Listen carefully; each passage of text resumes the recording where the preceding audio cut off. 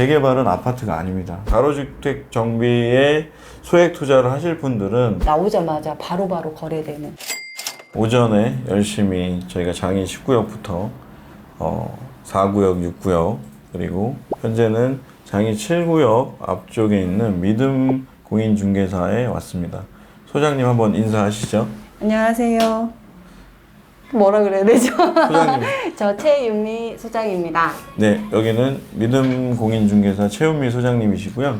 저희가 여기 온 이유는 재개발 투자의 포인트에 있어서 장이 뉴타운은 과연 지금도 투자 가치가 있을까에 대해서 한번 소장님이랑 간단하게 구역별로 소개를 받고 말씀을 나눠보겠습니다. 15개인가요? 네, 15개. 네, 15개 구역 중에 일부 해제된 구역도 있고 그리고 가로정비 사업으로 돌아간 구역도 있는데 네. 그런 곳을 제외하고도 지금 다 진행되는 곳들이 계획대로 된다면 만세대가 넘는 어떻게 보면 그쵸. 미니 신도시가 되는데요. 제가 알고 있기로는 대장은 뭐 장이 현재는 4구역, 6구역, 10구역 앞쪽 라인이고 실제 지어져 있는 아파트는 장이 퍼스트아이 그리고 포레카운티 그리고 코오롱 하늘채와 이제 최근에 입주한 장이 꿈의 숲 아이파크 입주 예정. 네, 입주 예정인 곳이 있죠. 네. 그래서 시세 대비해서 우선은 각 구역별로 재개발 구역의 조합 분양가를 뭐 프리미엄이랑 같이 한번 현재 상황을 좀 얘기를 좀 해주십시오. 제가 먼저 19역부터 말씀드리면 19역은 34평 분양가가 이제 4억 2,400, 거의 4억 3천대. 조합원 분양가 말씀하신 네. 거예요? 네네. 그리고 프리미엄은 5억 8천에서 6억 사이. 네. 조합원 분양가랑 그리고 프리미엄을 더했을 때 실제 네. 투자 금액, 그 84 아파트를 얻는 총 금액은 뭐 10억에서 10억 초반 정도 네, 그렇죠. 되는 거고요. 네. 그렇게 비교하면 지금 현재 17구역 입주할 거 있는 요런 애들이 네네네. 지금 현재 입주권 거래가 12억 5천, 13억, 34평이 거래되고 있는 거예요. 네네. 그리고 옆에 있는 4구역은 또 어떻게 되죠? 4구역은 지금 분양가가 4억대 역시 초반. 프리미엄은 5억 8천에서 6억 1천 사이. 여기는 4구역 매물은 이제 34평 매물로 나오자마자 바로바로 거래되는 추세예요. 네. 6구역은 조합원 분양가가 다른 구역들에 비해서 조금 비싸죠. 34평이 5억. 네. 5억 200이죠? 네, 네, 5억. 평균. 네. 그리고 25평대가 4억, 3억 9,300이니까. 네. 그러고 프리미엄은 지금 거의 비슷하게 5억 8천에서 6억. 그리고 타입이 조금 105 타입이라고 40평대 나오는 게 조금 6억 3천에서 5천 사이 나오고 있는데요. 네네. 이 친구가 지금 더하면 한 11억대. 그렇죠. 10억 후반에서. 네. 그러니까 아무래도 이제 대장 입지는 장이 뉴타운의 6구역인데 그 이유는 돌고 지역인 6호선. 예, 6호선과 그리고 석계역 1호선, 6호선 그 W 역세권에 그리고 GTX-C 광운대 역세권까지 도보로 가장 가까운 구역이 장이 6구역입니다. 그래서 여러분들이 생각하시기에 뭐 당연히 장이 6구역이 제일 프리미엄이랑 P랑 이렇게 생각해서 제일 비싼 이유는 재개발 구역에서 먼저 분양한 일반 분양을 하기 전에 조합원 분양이라는 걸 하게 되는데 조합원 분양가는 일반 분양가에 대비해서 기본적으로 한 15%에서 20% 정도 저렴합니다. 그래서 보통 지금 뭐 장이 6구역 같은 경우에 5억 200이면 조합원 분양가가 그 직전에 조합원 분양을 했던 4구역에 비해서는 거의 7천만 원 정도 비싸서 너무 비싼 거 아니야 할 수 있지만 그만큼 여기에 W 역세권 그리고 강원대 GTX-C 그리고 강원대 역세권 개발이 되면 강원대 역세권에 제가 알기로는 뭐 여러 가지 취락시설뿐만 아니라 상업시설들이 들어오게 되면 이 지역 아까 제가 말씀드린 것처럼 현재는 편의시설들이 상당히 부족한 편이에요. 근데 그런 게 들었었을 때의 가치는 무시할 수가 없다는 거죠. 그만큼 속도는 빠른 장이 4구역이 좀 더 나올 수 있지만 제가 최근에 알고 있기로는 소장님 네. 조합장이 잘리고 조합에서 이제 다시 새로운 조합장을 뽑으려고 하고 있다고 하는데 현재 상황은 어떻게 되고 있나요? 장이 4구역은? 말씀드리기 사실 좀 조심스러운 부분인데요. 네네.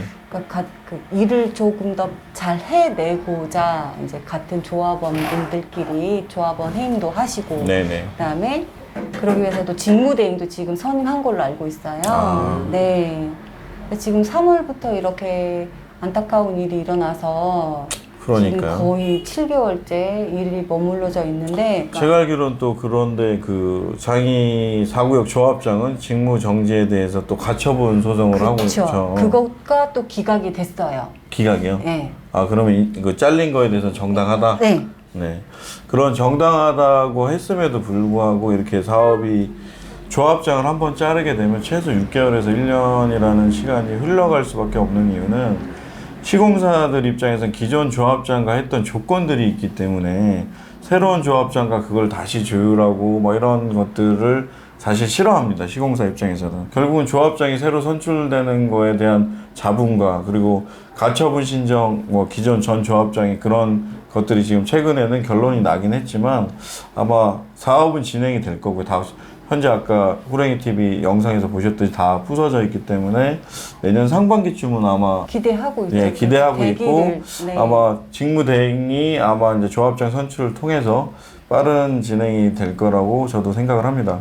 그런 면에서는 그 속도 차이가 지금 장이 4구역이 10구역, 4구역, 6구역 중에서 가장 빠르기 때문에 내년 상반기 늦어도 3, 4일 전에는 분양을 할 것 같고 장이 6구역 같은 경우는 지금 이주를 하고 있는 걸로 알고 있는데 이주 단계죠. 네, 이주를 하는데 뭐 조합원 혜택들이 상당히 많다고 제가 들었거든요. 뭐 어떤 게 있는지 한번 얘기해 주시죠. 원 조합원일 경우에는요, 네네. 뭐 다주택자들은 솔직히 이제 종전평가 금액에서 60%의 대출 받기가 어려운데 은행권을 끼고 네, 하기 그렇죠. 때문에 근데 은행에서 40% 보통 그다음에 조합이 도시 기준 보금을 들어가지고 거기서 20% 해주는데 조합은 약속을 했어요. 6구역은 조합 다주택자들도 60% 해주겠다.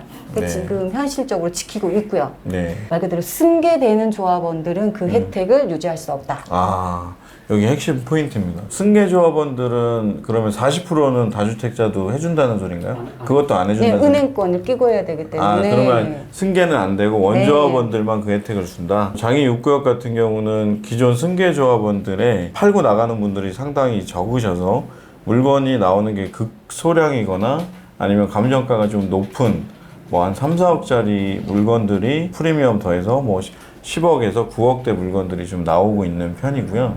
그런 것들에 비하면 장이 4구역은 아까 소장님이 얘기하신 것처럼 84 물건이 너무 귀해서 나오면 바로바로 나가고 지금은 그 교회 이슈나 그리고 조합장 해임에 대한 이슈 때문에 한 여름 동안은 좀 잠잠했다가 지금은 조금 다시 올라가고 있는 그렇죠. 추세인 이제 거죠. 직무대행님도 선정이 되셨고 이런 잡음은 없다가도 생기고 네. 생기다가도 또 시간이 지나면 해결되기 때문에 네. 잘 맞습니다. 마무리될 거라고 생각합니다. 장이 4구역이 일반 분양을 내년 상반기에 한다면 분명히 지금이 가장 쌀 때일 수가 있기 때문에 이 영상 보시는 많은 분들 중에서 돈이 좀 없다, 나 3, 4억밖에 없어서 못 사겠다, 그러신 분들도 분명히 있으실 거예요. 그렇다고 장인 뉴타운을 안 와볼 거냐? 안 하시면 후회한다는 거죠. 그래서 저는 장인 뉴타운의 중에서도 지금 뭐 공공재개발을 추진하는 추진이 단계에 있는 8구역이랑 9구역이 있는데 어떻게 보면 좀 안타까운 현실인 거죠. 그 사람들이 지분이 넘고 제가 아까 영상 보여드린 것처럼 상가나 큰 건물주들이 많다 보니 다른 재개발 지금 뭐 1구역, 5구역, 7구역이 짓는 동안 10년 동안 거기를 반대하시다가 이제 공공재개발을 하는 부분에 있어서 장점이 분명히 있겠지만 속도 면에서는 뭐 당연히 정부에서 허가해주는 속도도 빠르겠지만 임대 비중이 높다는 게 사실 그 분들의 입장에서 사업성이 더 좋다고는 할 수 없을 것 같은데 저도 그 부분에 대해서 그 갑작스럽게 발표가 나고 그렇죠. 저희 나름대로 분주하게 국토부나 성북구청, 주택과나 여러 군데 전화를 드렸었어요. 근데 조금 아니란 답변이 들어왔죠. 일단 던져놓고 땜질시 처방이 나오는 건 아닌가 하는 생각도 했었고요. 그리고 권리 산정이 또 문제가 되셨죠. 9월 17일로 딱 못 박아 나와가지고 그거에 대해서도 또 질의를 해도 그게 필요하다면 그날이 될 수 있다라는 답변을 드린 거예요. 그러니까 이제 혼란에 다 빠졌죠, 지금. 그 권리 산정이라는 게 9월 17일을 얘기한 게 정부에서 그 발표한 기준을 말씀하시는 거죠? 그렇죠. 그럼 그렇게 되면 만약에 제가 있는 이 8구역에서 신축 빌라를 지금 짓고 있어요. 근데 준공이 안 났어요. 9월 17일은 죽어도 지금 준공이 안 나면 이거는 뭐 어떻게 될 수? 그 권리 산정으로 그렇죠. 따지면 지금 권리 산정일이 뭐냐? 재개발 구역에서 사업 시행가나 조합 설립이 안 된 시점에서 지금 공공재개발이라고 하는 뭐 여기 있는 모든 빌라나 이런 것들을 뭐 조합원 입주권을 다 주면 좋겠지만 그거를 방지하기 위해서 지분 쪼개기라고 아까 그쵸, 제가 잠깐 그쵸. 말씀드렸지만 갑자기 긴급 발표를 하면서 갑자기 여기에 건축을 하고 있었는데 준공이 안 났다거나 그런 빌라들이 애매해진다는 건데 지금 그런 부분에서 성북구청이 서울시에서 그런 발표, 정부의 그런 발표가 구청이랑 협의가 없었기 때문에 지금 아직까지 정확한 확답이 없다는 거죠. 그쵸. 그래서 제가 말씀드리고 싶은 건 8구역, 9구역 중에서도 일부 제가 알기로는 신축이나 기존 짓고 있는 그런 빌라들이 껴있게 되면 당연히 좋은 의도에서 정부에서는 공공의 질 좋은 주택을 더 지을 수 있는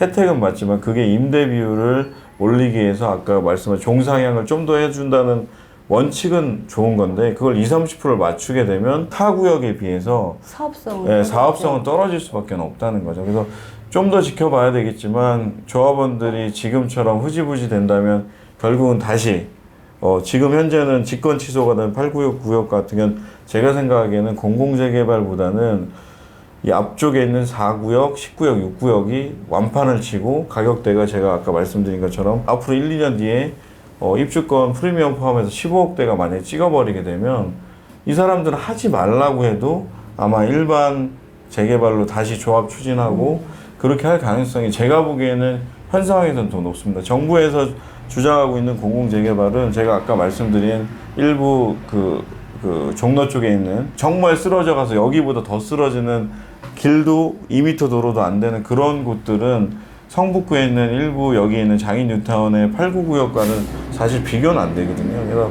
그런 쪽이 먼저 되면 될 수는 있겠지만 거의 대부분이 500세대, 1000세대가 안 되는 공공재개발에 만약에 용적률을 상향해서 250%를 300%로 올려주고 그 50%에 대한 절반을 또 내놓으라고 해서 그 임대 비율을 20% 이상을 맞춘다면 그 세대수는 정부가 말한 것처럼 그렇게 많지 않기 때문에 조합원들은 그렇게 무조건 찬성하지는 않을 것 같고요. 제가 보기엔 정부에서 그 공공재개발 전에 밀고 있었던 게 가로정비주택 사업이라는 게 있었죠. 가로주택? 네, 가로주택 정비 사업이 도시재생 사업도 있었지만 그게 지금 현재 진행되는 게 11구역이죠. 네, 11구역. 11구역. 13구역. 네, 13구역. 구역 해제가 되고 나니까 노후된 데는 너무 노후됐고 그리고 아무런 일도 안 하는 것도 너무 웃긴 일이니까 이제 묵묵히 자신만의 일을 하시는 분들은 주택을 매입을 해서 빌라를 짓는 거예요. 그러면 이제 또 SH나 LH에서 요건 또 매입을 해요. 임대주택도 만들고. 네네. 그러다가 축복받은 케이스로 11-2 구역이 가로정비 장이동에서는 가장 갈목할 만한 이제 성과를 내고 이제 시공사까지 선정이 됐으니까요. 그렇게 하다 보니 여기가 주위에 통합재개발로 가기에는 사람이 입이 한두 개가 아닌데 75% 동의율을 얻어서 가기는 너무 많은 고통이 따르다 보니 소규모로 하는 그런 공사를 또 나라에서 지원도 해줬고. 그럼 현재는 11-2만 그렇게 진행이 된 거고 시공사 선정까지는 11-2, 네. 구역은 11-7까지 다 구역은 지정돼 있죠. 다 지정되어 있는 걸로 있어요. 소장님 말씀하신 것처럼 아까 11구역에 저희도 주차하려고 갔다가 주차를 못했습니다. 그 이유는 도로가 노후가 돼서 맞아요. 4m 폭도 안 되고 그리고 T자형 도로나 그렇게 해서 어떻게 보면은 소방차가 들어갈 수 없는 입지인데 그 중에 지금 일부 개발된 11-2나 그 주변에 신축 빌라들이 현재도 지금 짓고 있다 보니 가로정비 주택 같은 경우는 그 전체 재개발이 전체를 동의를 받는 데는 몇십 년이 걸릴지 모르니 그걸 짜게서 지금 11구역도 7개로 나눠서 섹터가 돼 있고 네. 그 중에 11-2구역만 벌써 시공사 선정까지 됐다. 그렇죠. 그래서 결국은 그 세대당 따지면 몇백 세대씩으로 나눠져서 실질적으로 여러분들이 아시는 아파트 뭐 25층, 30층 아파트가 가로정비가 되는 게 아니라 연립주택이 보통 5층까지 뭐 필로티까지 하면 6층까지 되는 것들을 용적률을 상향해 주는 걸 아파트보다는 조금 덜하지만 그래도 250% 범위 내에서 15층 한도까지 늘려준 겁니다. 그래서 제가 보기에는 공공 재개발보다는 기존에 하고 있던 가로정비 주택 사업이 어떻게 보면 좀 더 빨리 진행될 수 있는 건 맞고, 지금 11구역 같은 경우는 그래도 제가 알기로는 지금 업자라고 칭하는 그런 그 건축업자들이 땅을 통째로 매입해서 일부 산 것들 때문에 가격이 투자금이 그래도 꽤 드는 걸로 알고 있는데 어느 정도 드나요? 11구역? 오히려 구옥들보다 제가 봤을 땐 적게 들어요. 적게 들어요? 네. 왜냐면 신축 빌라들은 뭐 이제 분양가가 뭐 작게는 3억 1천, 크게는 3억 5천까지 나오는데 전세가 지금 한 뭐 2억에서 2억 2천까지 맞춰주거든요. 그러다 보면 실투자금이 1억, 1억 1,500, 2, 3천. 근데 구옥들은 건물이 노후화되다 보니까 실투금은 더 높죠. 네. 대신 이제 부수고 이제 구역 지정이 돼서 시공사 선정이 될 때까지 버티면 사실 수익률은 더 높다 이 말씀이신 예, 거잖아요. 그리고 공시지가 같은 경우도 신축이 오히려 더 좋아요. 근데 지금 그 신축이라고 하는 게 구역 내에 조금 더 연식이 괜찮은 걸 말씀하시는 거죠? 최근에 지어진 거. 최근에 지은 걸 근데 또 부수지는 않잖아요. 그쵸. 근데 이제 얘가 동의율을 받고 80%가 되면 부숴야 되는 거예요? 부셔져. 가로주택 어. 그 구역 안에 들면. 지금 이게 어떻게 보면 소장님은 되게 시크하게 얘기를 하셨지만 구역 지정이 돼 있어도 지금 말씀하신 것처럼 연식이 뭐 5년 이내에 새로 지은 빌라도 가로정비 주택 사업 내에 구역이 지금 11구역 같은 경우도 7개로 짜개져 있고 그 안에 구역 내 동의율이 75%가 넘으면 그 사람이 아무리 반대를 해도 가로정비 주택 정부에서는 빨리 승인을 해줘서 명도소송으로 빨리 집행을 하겠다 그 뜻이기 때문에 소장님 말씀처럼 좀 더 신축인 걸 사서 전세 끼고 있다가 실투자금을 줄여서 투자하는 방법도 괜찮다. 갭 투자식으로 그 말씀이신 거잖아요. 네. 노후도가 받쳐주니까 막 중구난방식으로 신축만 더 이상은 지어지지 이제는 않는다. 지금 이 구역 지정된 곳은 더 이상 신축은 안 되는 거잖아요. 그렇죠. 지으면 노후도 그렇죠. 떨어지니까. 그래서 결국은 여기 11구역 같은 경우도 불과 제가 알기로도 한 3, 4년 전에 지었던 신축들 그리고 최근 1, 2년 사이에는 이제 허가를 아마 더 이상 안 해줬을 텐데 그런 3, 4년짜리를 어차피 역세권, 돌고지 역세권에 있는 11구역도 지금 현재는 재개발, 통개발은 불가하니 나눠서 거기 가로정비 주택으로 어떻게 보면 15층까지 뭐 지어질 수 있는 걸로 여기 되겠죠. 여기 구역은 건축 허가를 안 내줄 명분이 없어요. 재개발 구역도 아니고. 이게 가로주택 구역이라고 되어 있지만 네네. 80% 동의율이 걷어진 거는 11-2구역밖에 없잖아요. 아, 그럼 다른 데는 계속 신축은 짓고 있다? 지어도 된다는 건데 짓는다 보면 노후도가 떨어지면 그만큼 사업성이 떨어지고 그렇죠. 구역으로서의 의미가 없어지니까 엎어질 수도 있잖아요. 그러니까 그것도 조정하기 나름이고요. 모든 건 그렇지만 될 수도 있다가 엎어질 수도 있어요. 그럼 소장님은 가로정비 주택을 투자를 할 거면 적어도 뭐 5년 이내에 신축 빌라에 입지 좋은 곳에 빌라를 사는 게 더 낫다고 보시나요? 제가 생각했을 때는 그러니까 처음에 하이 리스크가 있으면 하이 리턴이잖아요. 불안해 하시는 거예요. 신축은 안 나올 수도 있다 이런 네네. 것 때문에. 근데 확실해지면 그만큼 기회비용은 많이 들어요.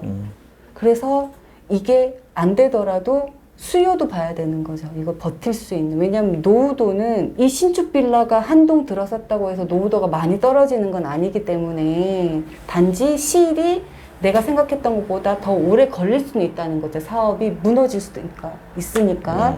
그때 내가 이걸 가지고 갈 수 있는 힘, 전세를 낀다고 하면 여기 지역이 전세가 잘 나갈 수 있는 수요가 있는 동네인가?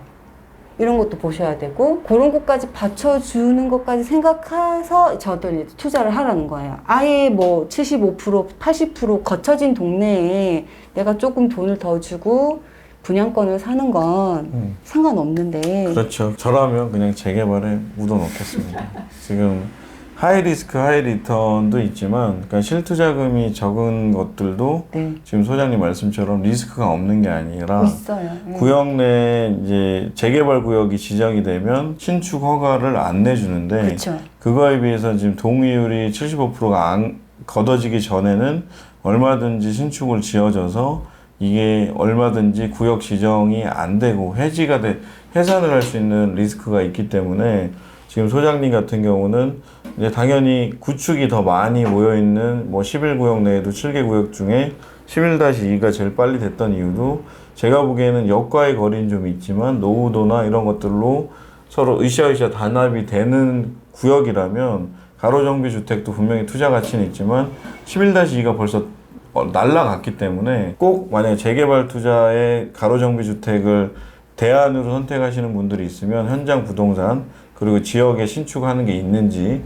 그리고 이거 신축 예정을 하려고 있는 게 어느 정도인지 그리고 여러 가지 것들을 다 잘 파악하셔서 소액 투자로는 나쁘진 않습니다. 그렇다고 장투를 하시기에는 약간 리스크가 있을 수 있으니 그거는 잘 판단하시면 될 것 같고요. 당연히 석간 쪽이나 이런 쪽 아래쪽 그 돌고 지역 아래쪽도 공간이 좁고 길게 쭉 뻗어 있는 형태의 그 단독주택들이나 빌라들이 있기 때문에 여기도 가로죠. 네, 가로정비 주택으로 지정이 돼 있습니다. 그래서 꼭 한번 가로주택 정비에 소액 투자를 하실 분들은 그런 부분에 대해서 잘 참고하셔서 무조건 되는 건 아니고요. 가로정비 주택도 가로정비 주택을 이제 오해하시는 게 그냥 뭐 빌라를 뭐 이렇게 연립주택처럼 짓는 건 아니고 당연히 용적률 완화를 해주고 임대 비율을 올리는 대신에 15층까지 최대 고도를 올려주는 혜택이 있다는 거 정도만 여러분 아시고 또 있어요.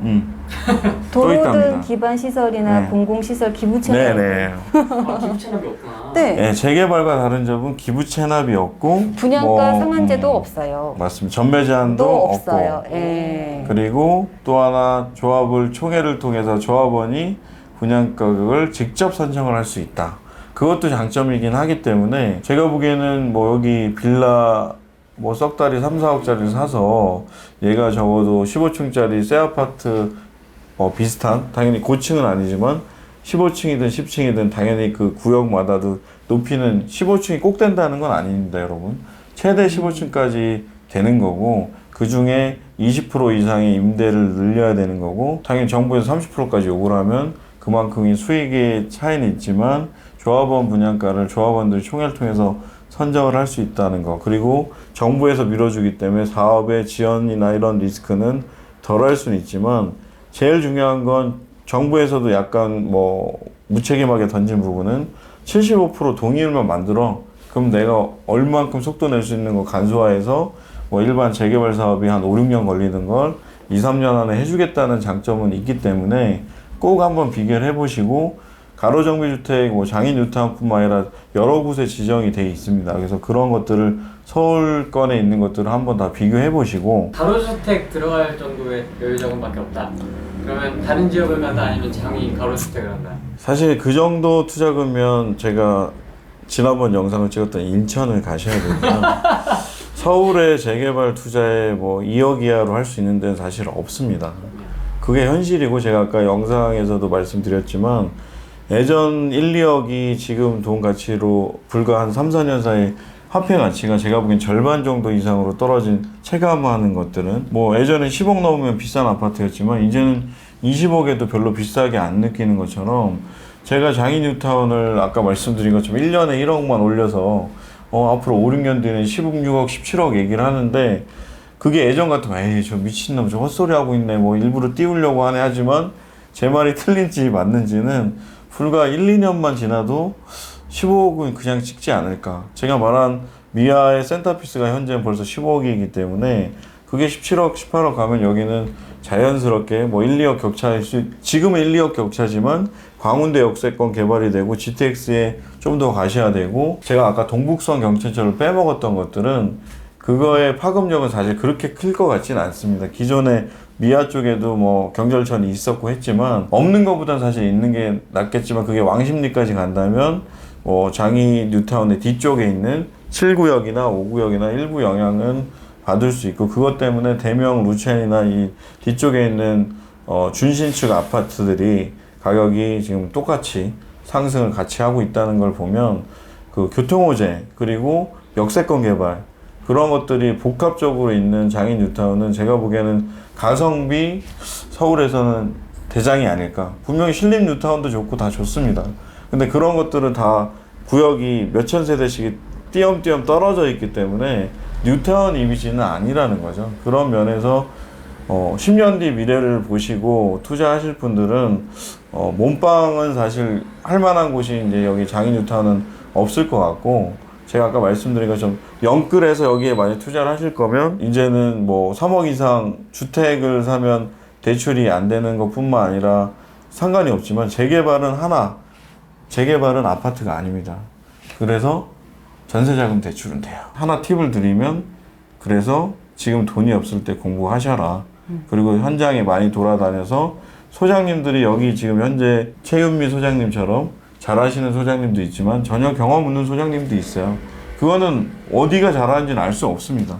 경험해 보셔야 돼요. 경험해 보셔서 이야기해 보고 자기가 내공이 쌓이면 나중에 소장님을 리드할 수 있게 되고 서로 커뮤니케이션을 하면서 서로 정보를 주고받을 수 있게 되는 거기 때문에 처음 가서 아무것도 모른다고 뭐 그냥 쫄지 마시고, 모르면 솔직하게 모른다고 하시고 소장님한테 물어보시면 서로 아는 만큼 얘기가 돼야 될 수 있기 때문에 그런 부분에서는 너무 쫄지 말고, 재개발은 투자 못 하신 분들의 특징이 뭐냐면 너무 어려워서 가서 부동산 가면 5분도 말 못해요. 말 못하면 질문하시고, 지금 제가 뭐 더 많이 말을 하고 있지만 소장님이 엉덩이 빵빵 쳐서 더 많이 얘기할 수 있게 커피 한 잔 사가시고, 그리고 음료수 하나 사가시고, 마음에 맞는 소장님이면 그 소장님은 꾸준히 연락만 하시는 것만으로도 좋은 물건, 시세보다 몇 천만 원, 많게는 뭐 5천만 원. 제가 말씀드렸죠. 이 재개발도 하락장이 있습니다. 그럴 때 아무도 안 살 때 1억 떨어진 것도 사실 살 수 있어요. 그런 기회가 안 오리란 보장은 없습니다. 장인 뉴타운은 아마 장이 4구역 일반 분양하는 내년 초 시점에는 한번 빵 떠서 제가 보기엔 최소 일반 분양 시점에 한 3, 4천, 4, 5천은 그냥 뛸 거라고 저는 보거든요. 그래서 그런 거 참고하셔서 꼭 한번 그 전에 지금 한 불과 3, 4개월, 4, 5개월 그게 좋은 기회가 될 거라고 저는 의심하지 않고 꼭 추천드립니다. 구역마다 지금 진행 속도가 다 다른데 네. 가장 투자자분들이 관심을 보이고 있는 구역은 어딘가요? 지금 좀 달랐어요. 최근에는 처음엔 4구역이었고요. 4구역. 근데 이제 뭐 비례율이 떨어진다 이런 소리 들리고 난 후에는 6구역, 10구역이 훨씬 더 좋았었어요. 그러다가 10구역 이제 사랑제일교회 코로나 빵 TV 한번 터지고 나더니 6구역. 여기는 지금 이제 이주 예정 단계이다 보니까 문제가 없잖아요. 이 문제는 수면 위로 드러나기 전까지는 알 수가 없어요. 그래서 저는 10구역 사는 것도 지금이 기회라고 봅니다.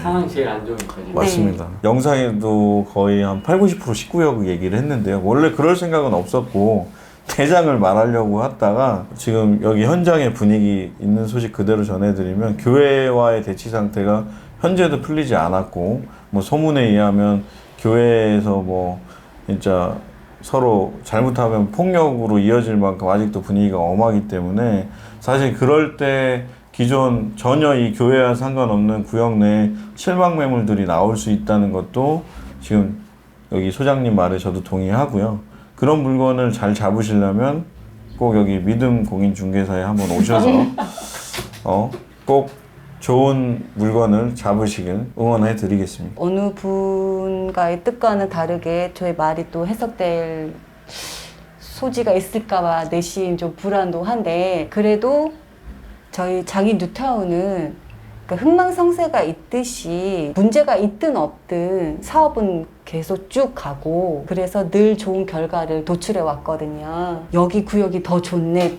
나쁘네 이런 거에 비교는 사실 좀 의미 없고, 그렇죠. 내가 살고자 하는 지역에 이제 인프라가 어떻게 갖춰지는지, 또 서서히 이 장이동이 얼마나 더 멋있게 변해가는지 지켜보는 게 제 꿈입니다.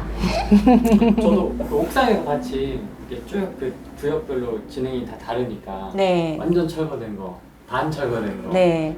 뭐 아직 시작도 안 한 거, 안 한 거. 새거 된 거. 네. 근데 딱 보니까 그 변화되는 모습이 네. 좀 그려지더라고요. 앞으로. 맞습니다. 네, 그래서 맞아요.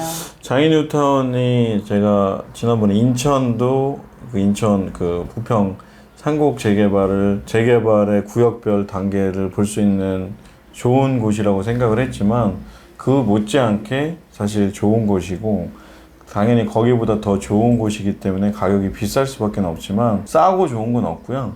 좋은 걸 조금 더 싸게 사는 게 최대한 잘 사는 거라고 저는 생각을 하고 장인 뉴타운의 지금 미래는 뭐 제가 장밋빛만 얘기를 했지만 분명히 아까 흥망성쇠 얘기하셨지만 뭐 입주할 때까지 장이 4구역도 최소 한 5년은 뭐 짧으면 내년에 빨리 분양한다 그러면 뭐 2023년 말이나 2024년 정도에 입주를 하겠죠. 보통 3년 정도 착공 그리고 일반 분양 시점부터 3년이니까 2023년 말 정도에는 입주를 빠르면 할 수 있을 건데 그게 완판이 되고 하나씩 입주가 들어선 뒤에 1년 뒤에 2년 뒤에 오시면 그만큼 1억, 2억씩 더 비싸게 주고 사셔야 되는 건 현실이기 때문에 지금이 제일 쌀 때라는 거 잊지 마시고 당연히 중간에 굴곡이 있습니다. 근데 굴곡을 버틸 수 있는 힘을 키우시고 그 힘든 중간에 포기만 하지 않는다면 제가 보기엔 장인 뉴타운 사업이 엎어져서 뭐 반토막은 하고 반토막은 안 하는 일은 없을 것 같으니까요.